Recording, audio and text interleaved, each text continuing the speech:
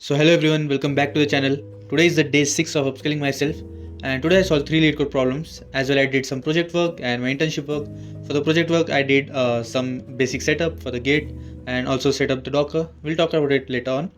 Let's see the problems that I solved. So the first problem was move zeros. It's a pretty easy problem. So what we have to do is we have to move all these zeros over here to the very end of the array, right? So what we do is we initialize 2 pointers, that is I and J. I and J both start from 0th index.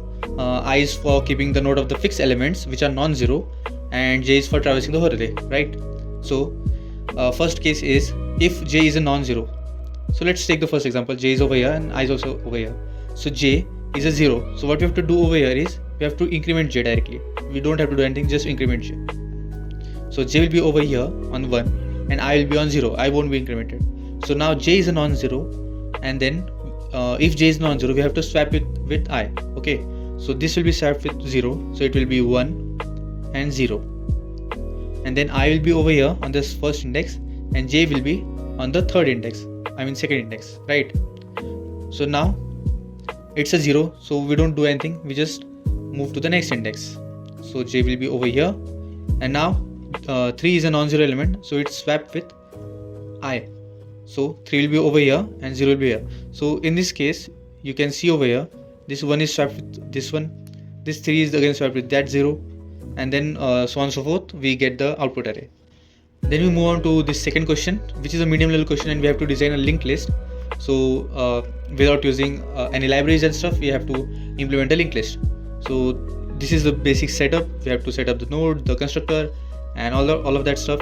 Then we have to create this function to get the index, get the element at that index. Then this function is to add an element at the tail. This is add at a particular index. Then this is to add at the head, and this is delete an index. These are pretty basic codes, and you can just go through these codes and you'll get a good understanding of it. And the last question that I solved was remove nth node from the end of the linked list. So as you see over here, the nth node is 2 over here, so last second element, which is 4th. So we have to remove this 4th. So this linked list would look like this something. So how to solve this? So again we use 2 pointers over here for the linked list, fast and slow. So the slow pointers and the fast pointers will be initialized over here. So what we have to do over here is we want to maintain a gap of 2 elements, or we say we have to maintain a gap of 2 between the slow and the fast pointers. Okay, because n is here 2.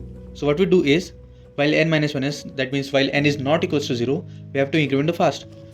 So the fast will be over here on the 3 and the slow will be on 1. So what we have to do is, unless until the next of fast is not equals to null pointer, we have to increment the slow as well as the fast.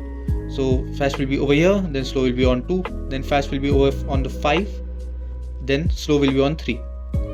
So in this case, when the next of fast is equals to null pointer, what we have to do is we have to perform this operation over here. We have to element this 4 from our linked list. So what we do is the next of slow is equals to the next of slow, which means that this 4 is now eliminated. Then we have to return the dummy linked list that we created, and that's all. Then for the development part, what I did was I did the Docker setup as well as revise some Linux basics. Then I set up the project, the whole pipeline and GitHub repo and all that stuff. Then I did some internship work. I had some YouTube stuff also, and then I did the revision of all the DSA problems that I did till now. And yeah, that was it for day 6. Thank you for watching, and see you on day 7.